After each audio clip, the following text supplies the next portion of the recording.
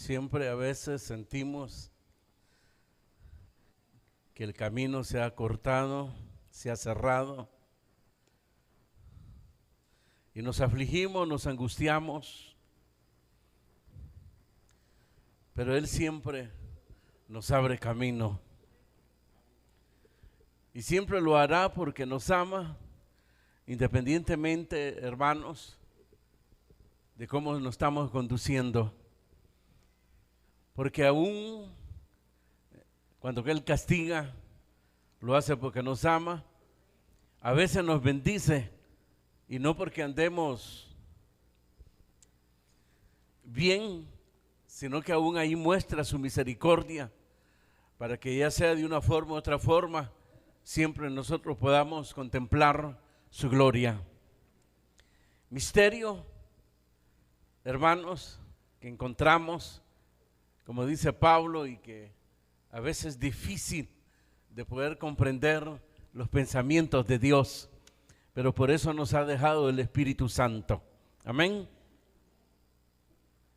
Para que a través de Él podamos siempre, hermanos, ser guiados y estar en el camino que nos lleva a la vida. Una hermana que va a ser operada, otra hermana que está, dice, en el hospital. Vamos a orar. Hay muchos niños que están muy enfermos también y vamos a orar por ellos. Levante sus manos. Bendito Padre que estás en los cielos, grande eres en misericordia, en tu gloria, Señor. Y venimos delante de ti en esta alabanza y adoración. Y ahora en el nombre de Jesús, para poner delante de ti, Señor, esa angustia de nuestros hermanos y hermanas que están graves, hospitalizados. Por esos niños que están graves, Señor. Ahí también pon tus manos sobre ellos y muestra tu gloria, sanándoles, restaurando su salud, quitando toda llaga, toda infección, todo dolor, toda fiebre. En el nombre de Jesucristo te lo pedimos y lo recibimos, Señor. Gracias. Ahora, Padre, manifiéstate a través de tu palabra.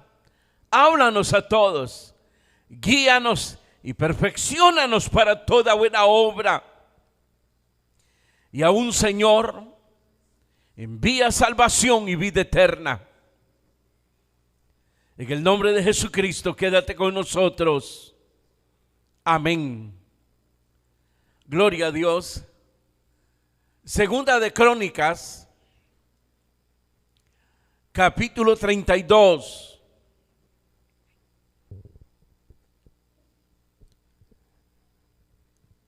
Segunda de Crónicas, capítulo 32.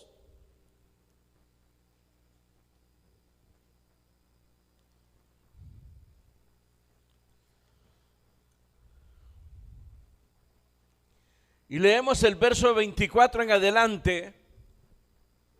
Dice la palabra del Señor: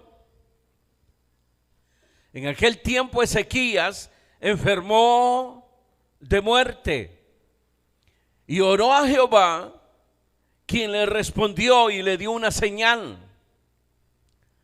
Mas Ezequías no correspondió al bien que le había sido hecho, sino que se enalteció su corazón y vino la ira contra él y contra Judá y Jerusalén. Pero Ezequías, después de haberse enaltecido su corazón, se humilló él y los moradores de Jerusalén, y no vino sobre ellos la ira de Jehová en los días de Ezequías. Y tuvo riquezas y gloria, muchas en gran manera. Adquirió tesoros de plata y oro, piedras preciosas, perfumes, escudo y toda clase de joyas deseables.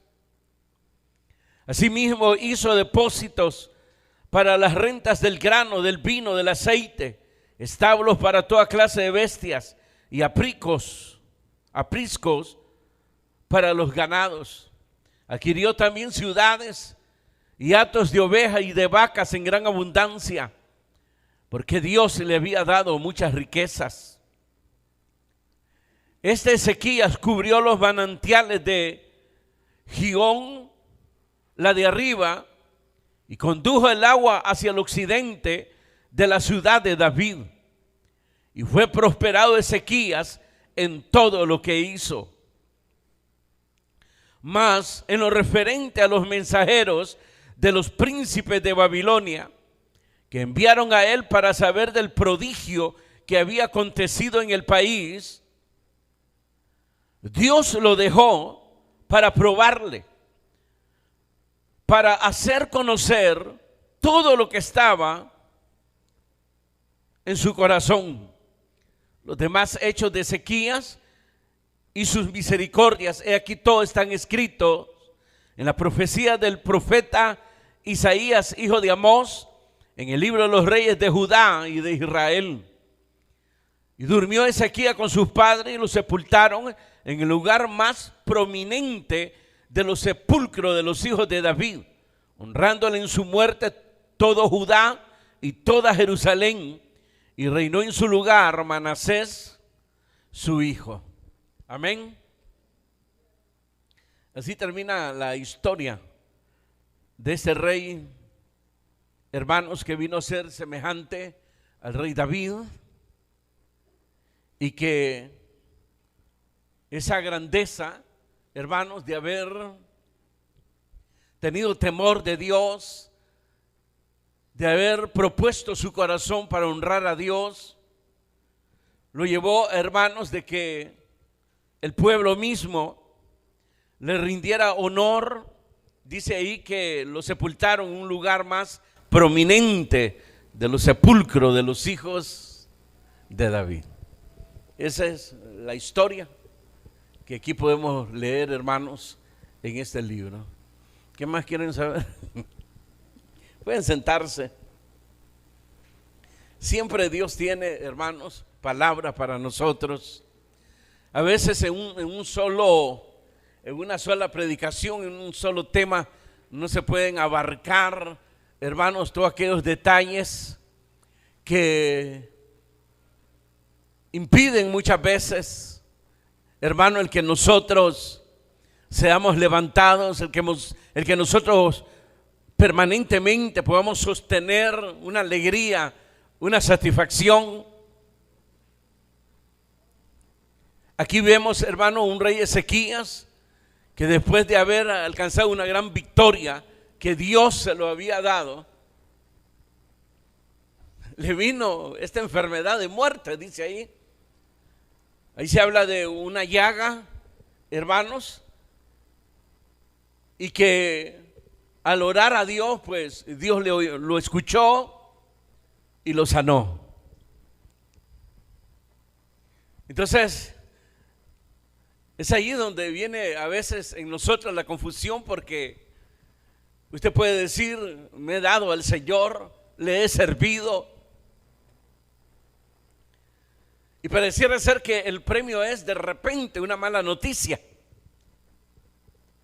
Porque ¿cómo es posible que después de la grandeza que Dios le había dado, el hombre cae enfermo y se encuentra inmediatamente en el lecho de muerte? Eso es increíble. Sin embargo, hermanos, fue un hombre que no dejó de creer en Dios aún en esa situación. Lloró, se humilló delante de Dios. Dios lo vio, le escuchó y restauró su salud. Prácticamente lo levantó de la muerte. Amén. Ahora la siguiente descripción, pues, hermanos, tal vez no puede ser bienvenido.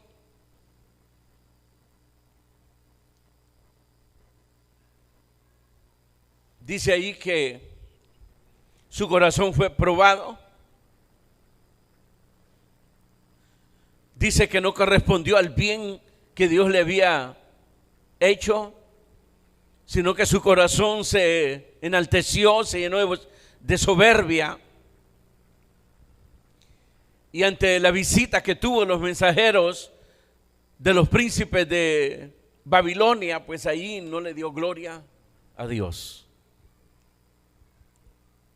Entonces tenemos ahí, hermanos, ese paquete, ese relato que, hermanos, conmueve. Y uno puede decir como un hombre de tanta gloria recibido, y que aún estando en el lecho de muerte, y que pudo tener la evidencia, hermanos, de que Dios lo sanó. Ahí se habla que Dios le respondió con una señal, él pidió una señal. Todo eso lo vamos a estar estudiando. Y Dios todavía, hermano, le dio una señal, y una señal grandísima, hermano. Increíble. Es decir, que este hombre, hermano, pudo ver, tocar, palpar la gloria de Dios. Pero con todo eso, hermanos, solo lo soltó Dios. Cuando Dios dice que prueba a alguien, lo suelta un ratito. Y ahí podemos ver, hermanos, lo miserable que podemos ser, lo vil, como dice la Escritura. Porque a veces, hermanos, nosotros no nos damos cuenta a qué hora Dios nos ha soltado y caminamos con soberbia, con dureza de corazón, con pensamientos altos sobre los demás, menospreciamos a los demás y no nos percatamos de eso.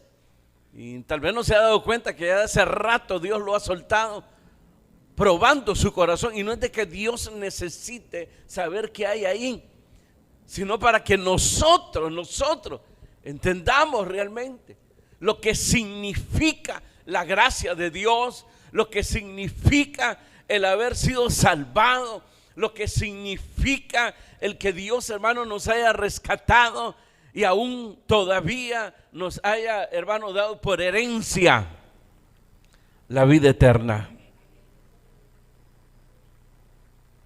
Y esto queda palpado aquí. Y acuérdense, estas cosas sucedieron, acontecieron y se escribieron para amonestación y para ejemplo de nosotros. Diríamos, queridos hermanos, las pruebas revelan lo que hay en el corazón del hombre. Eso es lo que revela ahí. Y a eso no nos percatamos nosotros.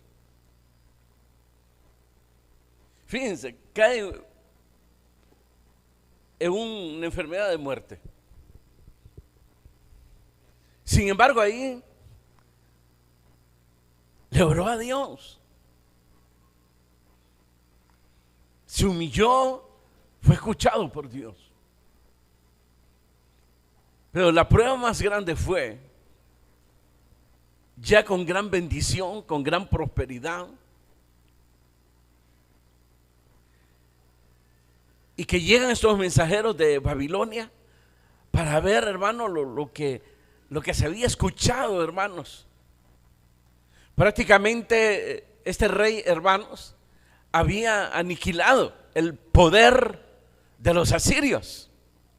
De tal manera que los asirios, que habían sido una potencia, venían en, ¿cuál sería la palabra? ¿Ah?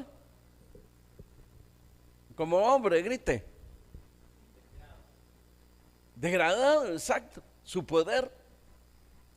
Y a la par de ellos, Babilonia empezaba a subir, que al final son los babilónicos los que se llevan a la esclavitud al pueblo, hermanos, de Judá. Amén. Entonces vamos a entrar a los detalles. No me quería detener mucho en esto, hermano, este relato pequeño que se da de la enfermedad de Ezequías.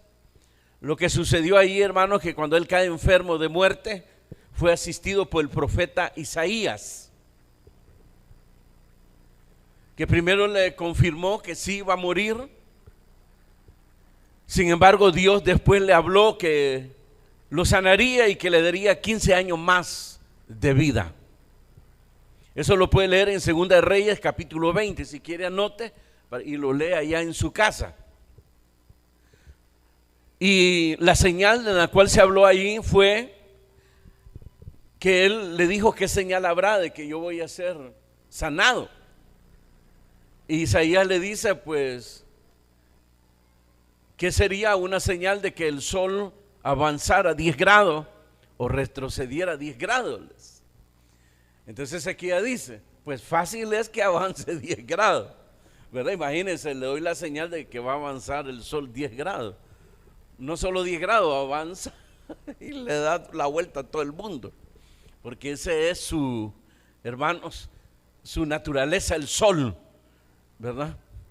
Pero que retrocediera la sombra del sol 10 grados, ahí sí ya las cosas eran diferentes. Y esa señal Dios se la dio, de que iba a ser sanado y que no iba a morir. Y retrocedió la sombra del sol 10 grados. Eso fue increíble. Y eso usted lo puede encontrar, como le digo, en 2 Reyes capítulo 20. En su enfermedad él se humilló, lloró y clamó a Dios, y Dios le escuchó, enviándole pues al profeta Isaías. Esa es la historia de la enfermedad y de la sanidad pues de este rey. Ahora pasemos pues a lo que sucedió, donde él prácticamente es soltado por Dios para ser probado. El verso 26: pero Ezequías, después de haberse enaltecido su corazón, se humilló él y los moradores de Jerusalén. Pero dice ahí que él se enalteció. En el verso 25 dice: mas Ezequías no correspondió al bien que le había sido hecho, sino que se enalteció su corazón, y vino la ira contra él y contra Judá y Jerusalén. Verso 31: mas en lo referente a los mensajeros de los príncipes de Babilonia, que enviaron a él para saber el prodigio que había acontecido en el país, Dios lo dejó para probarle, para hacer conocer lo que estaba en su corazón. Ahí está la descripción, y como le digo, esa está ampliada, hermanos, tanto en el libro de los Reyes y también en el libro de Isaías, para que usted tenga un panorama de lo que sucedió ahí, hermanos.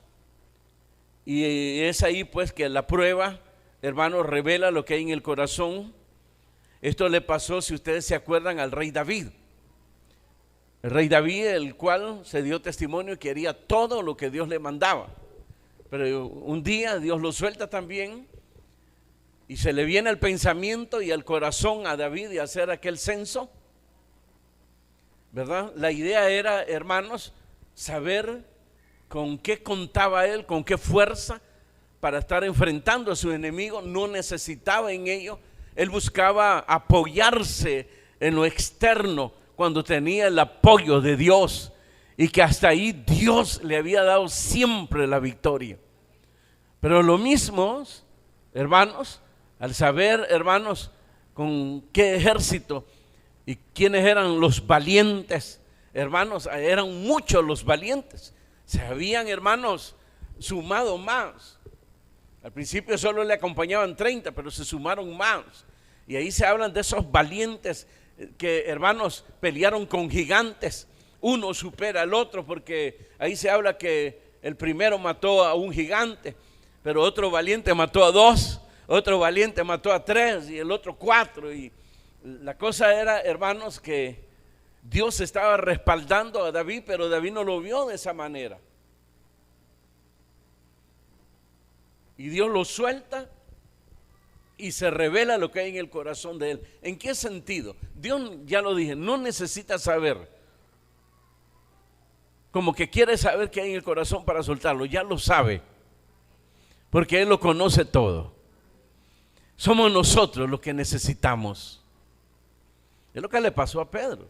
Usted sabe que Pedro, hermano, era aquel hombre, yo sé que posiblemente lo hacía de corazón aquel hombre, con buenas intenciones, ¿verdad? Él siempre se ofrecía con Jesús, siempre estaba dispuesto a servir, siempre estaba dispuesto para honrarle, y al final, pues cuando él dijo que iba a ser capturado, Pedro dijo, pues estos tal vez se acobarden, pero yo no, y sacó la espada y que él iba a dar la vida por él, ¿verdad? Ahí fue ya el colmo de los colmos en Pedro, la autoconfianza. Entonces Jesús le dijo, mira Pedro, me pidieron permiso, te vas a tener que soltar un rato, y ya suelto así no vas a hallar ni en qué agarrarte, ¿verdad? Y vas a terminar llorando amargamente, me vas a negar. Y así sucedió, hermanos. En algunos evangelios pues parece que el gallo se lo comieron, pero en otros sí cantó el gallo, y ahí pues hermano se dio cuenta y recordó las palabras de Jesús, que le había dicho que lo iba a negar 3 veces antes que el gallo cantara. Y ahí se dio cuenta lo miserable. A veces necesitamos eso, hermano, necesitamos eso. Nos llenamos tanta soberbia, hermanos, menospreciamos a los demás, rechazamos a los demás, hacemos planes, hermanos, pero sin contar con Dios. Agarramos forzamos las escrituras muchas veces y queremos decir que se está respaldando, pero es mentira, pura justificación. Y es ahí donde se revela que hay. Pero se revela para que la persona se dé cuenta que sin Dios es nada. Sí, yo sé que usted lo sabe, que sin Dios es nada, pero está actuando con soberbia. Ese es el problema. Lo sabe, pero no lo sabe.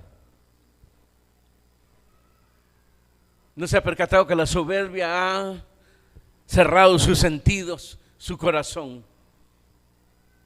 Entonces Dios lo suelta y ahí lo deja que haga las cosas de acuerdo a lo que Él ha dispuesto a hacer, hasta que se vaya a dar, como dicen, en los dientes. Y todo esto por pura gracia de Dios, para que no nos extraviemos, para que no nos perdamos al final, sino que realmente seamos salvos. Es como con nuestros hijos, a veces les castigamos, porque llegamos al momento donde hay que detenerlos, hay que frenarlos, no le podemos dar mucho espacio, porque se nos van a extraviar en la maldad, en la vagancia, en la droga y cuantas cosas. Entonces uno ahí llega el momento donde lo siento mucho, hijo, pero parece que necesitas la cuerda, ¿verdad? Y les pegamos, los castigamos. Ya al joven los castigamos de diferente manera, ya no se les puede pegar a ellos, sino que se castigan a veces que no se le da la mesada, los 5 pesos que usted le da, o no les da nada. Usted le da, vi que tocó por ahí, pero le da palo. Sí, ya un adolescente, hermano, ya tiene que cambiar la forma de castigo, pero siempre hay castigo, ¿verdad? Pero la idea, ¿cuál es? Rescatar, salvar, precisamente. Y esa es la idea de Dios. Entonces, ¿qué dice el verso 26? Ezequías, después de haber enaltecido su corazón, luego lo que dice el 25, no correspondió al bien que se le había sido hecho, sino que se enalteció su corazón.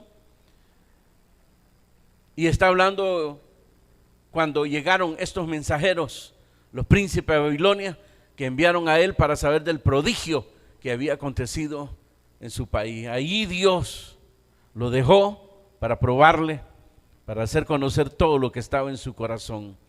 Este relato de los babilónicos que llegaron ahí, lo puede leer siempre en Segunda de Reyes o allá, hermanos, en el libro de Isaías. ¿Qué es lo que sucedió ahí? Prácticamente la derrota que sufrió el rey de Asiria, hermanos, fue grande de parte de Dios. Y ahí le mostró, hermanos, Dios, que Él era el Dios único y que fuera de Él no hay otro Dios, ¿verdad? Porque aquel hombre había blasfemado contra Dios. Y dice la Escritura, lo estudiamos, regresó humillado y entró al templo de su Dios. Y para el colmo ahí, hermanos, sus hijos lo mataron. Y comenzó a declinar la fuerza, el poderío de Asiria, hasta dejar de ser un imperio, pero venía levantándose otro imperio, hermanos, que eran los babilónicos, los cuales andaban sondeando ahí, y llegó la noticia de este gran prodigio que había sucedido en una pequeña ciudad. Hermanos, acuérdense que había sido prácticamente partido el reino, y el reino de Judá es pequeñito, un territorio pequeño, pocos hombres, y cómo es posible que estos hombres hayan vencido o que Dios les haya dado la victoria sobre un imperio, hermanos, que venía aplastando a las naciones, y que no había rey y que no había Dios, hermanos, que lo pudiese enfrentar. Pero esta pequeña ciudad, pequeño país, pequeño reino, tenían un gran Dios como nosotros lo tenemos. Pero ¿qué pasó cuando llegaron los babilónicos? Les mostró, hermanos, todas las riquezas, el poderío. Es decir, que los babilónicos lo que andaban viendo era cómo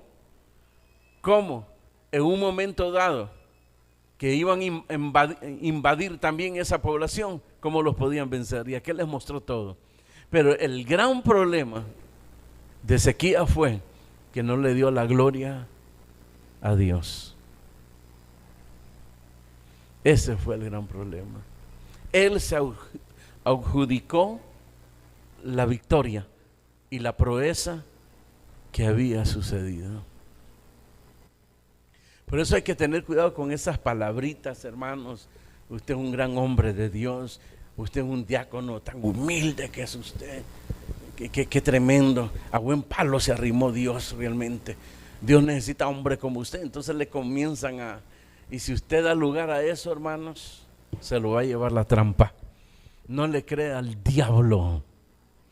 El diablo es mentiroso, dice el Señor Jesucristo, y tiene que tener cuidado con eso. Y él no le dio gloria a Dios. ¿Se acuerdan ustedes de Moisés? Que eso fue lo que pasó y que al final fue privado de poder entrar a la tierra prometida. Porque un momento lo de él, la soberbia de él fue que él se enojó contra Israel. Se enojó porque el pueblo, hermanos, no tenía agua en el desierto, se estaban muriendo de sed, necesitaban agua. Pero ya habían visto cómo Dios proveía. Cuando tuvieron hambre, Dios les dio carne, les dio el maná, les dio, es decir, que todo era, hermanos, que en vez de quejarse, clamaran a Dios. Y llegó un momento donde se enoja, hermano, Moisés. Y a la hora que Dios le dice, ve, hiere aquella roca y de ahí saldrá agua, él va y en vez de decirle, Dios, de esta roca les dará la fuente de agua, sino que les dijo, les daremos agua a nosotros, es decir, a Aarón y él. Y no le dio la gloria a Dios. Y un gran siervo de Dios, dice la Escritura que no hubo un hombre tan manso en la tierra como Moisés. Pero con toda esa gloria, el Señor lo castigó. Lo hizo que subiera, hermano, a un lugar para que pudiese ver la tierra que Dios les había prometido. Mírala, porque tú no vas a entrar. Así lo castigó. Y todo lo hace por misericordia el Señor. Por misericordia, como lo hacemos con nuestros hijos. Necesitamos conocerlos. Y para conocernos necesitamos de dónde realmente saber de dónde nos sacó el Señor. Nos sacó del lodo, de la pudredumbre. Estábamos infectados, hermano, el pecado como una lepra en nuestras vidas. Y el Señor nos liberó y nos sanó y nos levantó de ahí. Pero en el transcurso del camino, como todo hombre, comienza bien, como el rey Saúl, humilde y todo, pero llega un momento, hermanos, que de tantas bendiciones deja de darle la gloria a Dios y Él se atribuye todo. Ese ha sido siempre el problema del hombre, que olvida rápido de a dónde el Señor lo ha sacado. ¿Qué dice el Salmo? Oh alma mía, bendice a Jehová y no olvides ninguno de sus beneficios. Y ahí lo describen, ¿no? Sacó del lodo,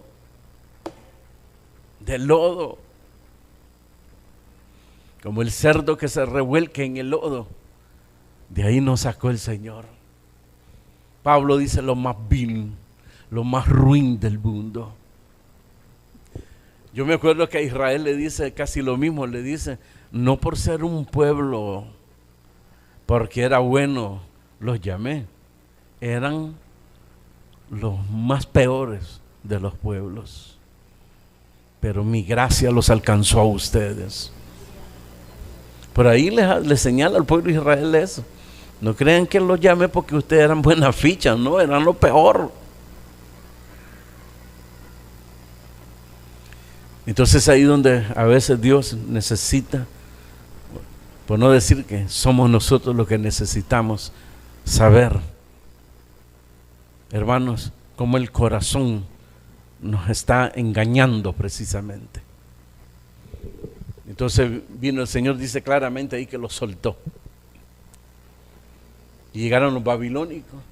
Venimos a ver las proezas, los prodigios que se escuchan de ti, oh Rey de Jerusalén, de Judá.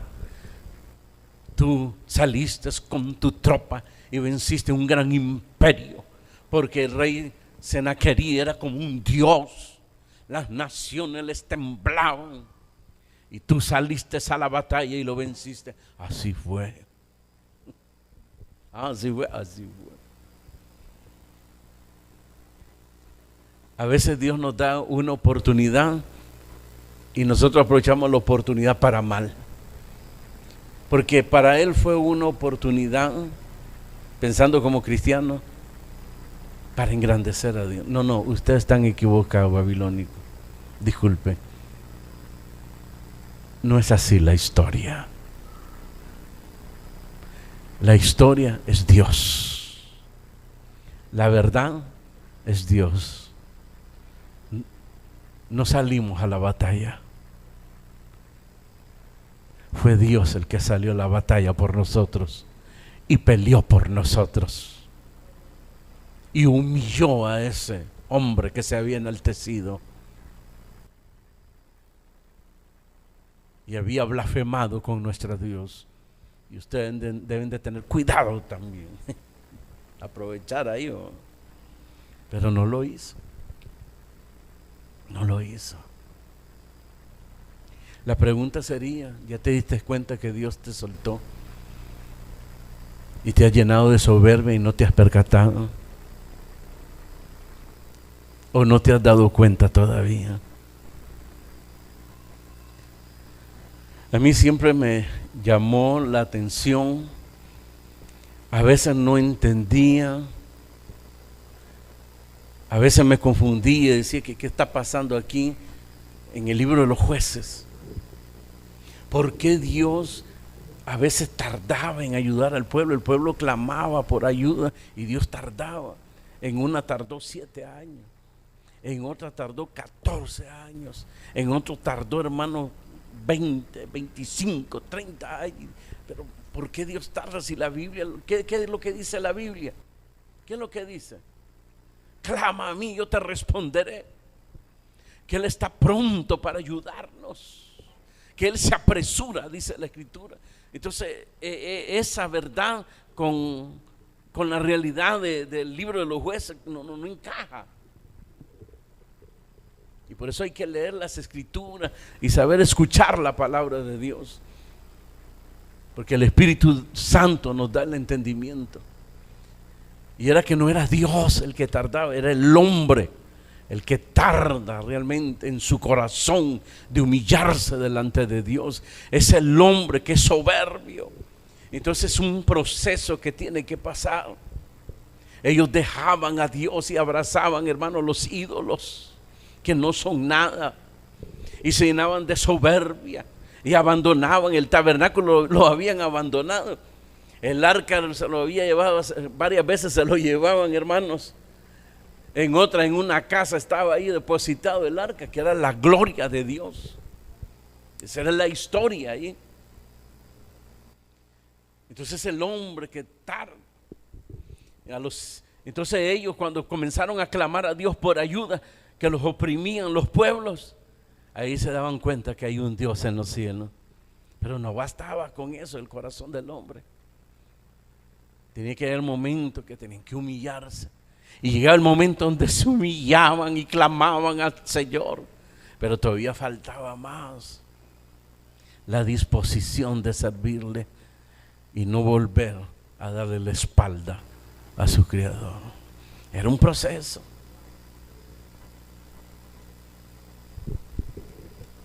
Y ya empezaste por lo menos a entender que desde hace rato Dios te soltó y que estás actuando con soberbia, y que tomas el consejo de Dios y te los echan en las espaldas.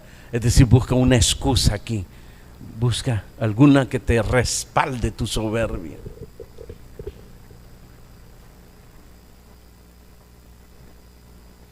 Pero cuando le reconozca, falta todavía. Entonces no es Dios el que tarda, es el hombre, el corazón del hombre.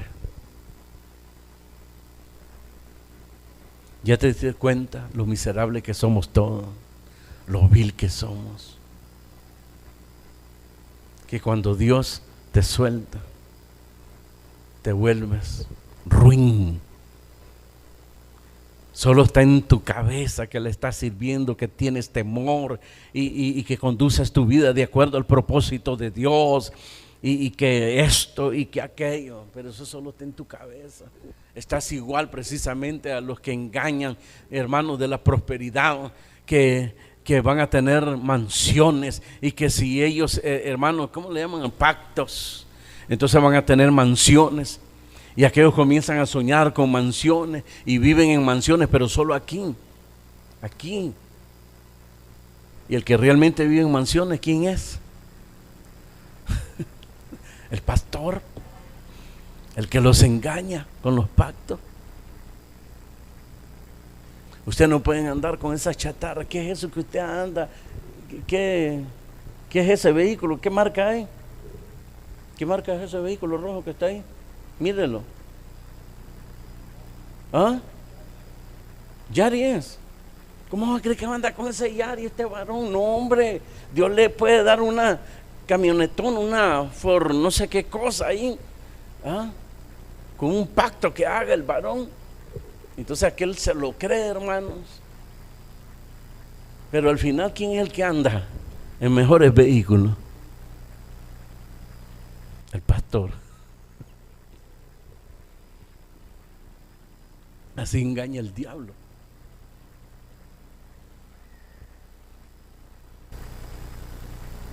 Y nos hace creer que andamos bien, y hace rato el Señor nos ha soltado y andamos en soberbia.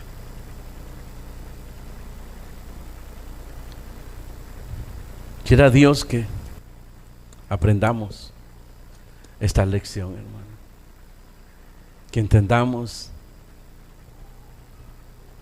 que sin Dios, hermano, somos lo más vil, lo más sucio.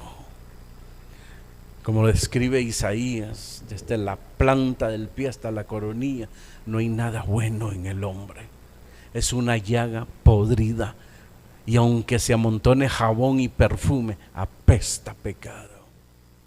Por eso era comparado el pecado con la lepra. Porque el leproso no podía estar en medio del pueblo, no puede convivir con su familia, con la sociedad. Entonces eran tirados, hermanos, en cuevas.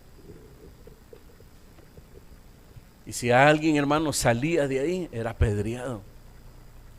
Porque la idea era, hermano, que no contaminara a los demás. Porque ese es el problema. Que no solo eres tú, sino que empiezas a contaminar al otro. La pregunta sería si reconoces realmente que desde hace rato Dios te soltó y entiendes que tienes que volverte a Dios, o todavía no. Esa es la historia de Ezequías. Gracias a Dios, sí entendió. Porque claramente dice la Escritura. Pero Ezequías, verso 26, después de haberse enaltecido su corazón, ¿qué pasó?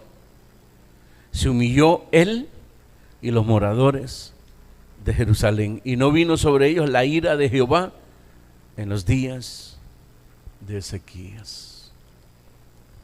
Se dio cuenta. Dios envió a Isaías. ¿Quiénes vinieron? Sí, los de Babilonia. ¿A qué vinieron? Querían saber sobre los prodigios. ¿Y qué les mostraste? Le mostré todos los tesoros de David. Todo.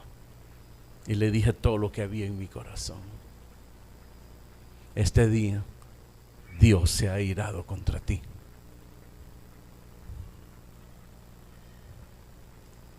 Y Ezequiel le dice a Isaías: buena es la palabra de Dios.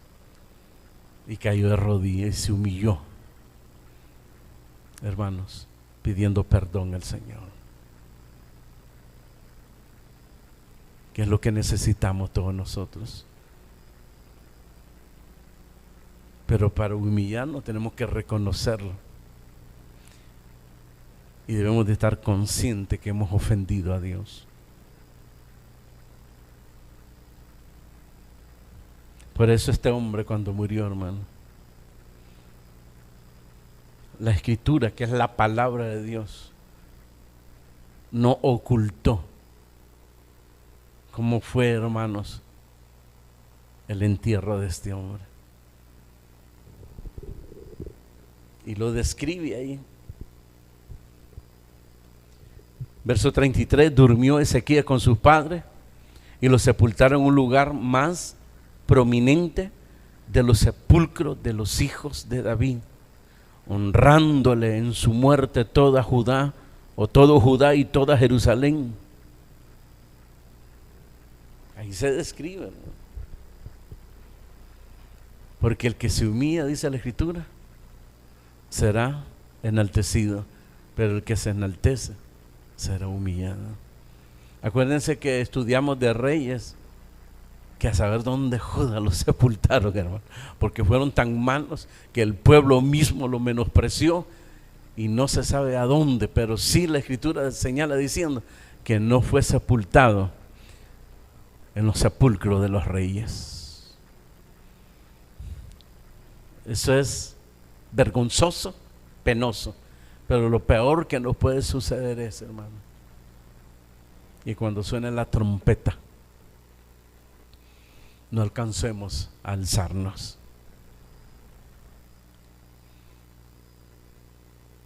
Eso no es penoso, sería grave,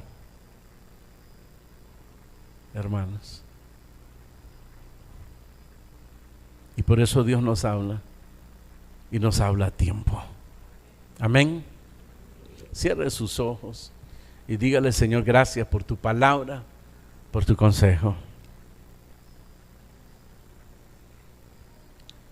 A veces Él mismo se encarga, como lo hizo con Ezequías, al permitir esta enfermedad de muerte.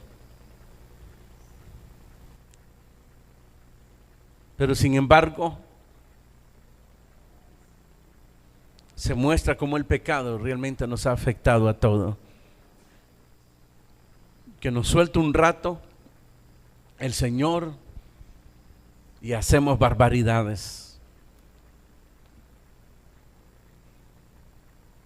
Y creo que hay que orarle al Señor que no nos suelte para no extraviarnos.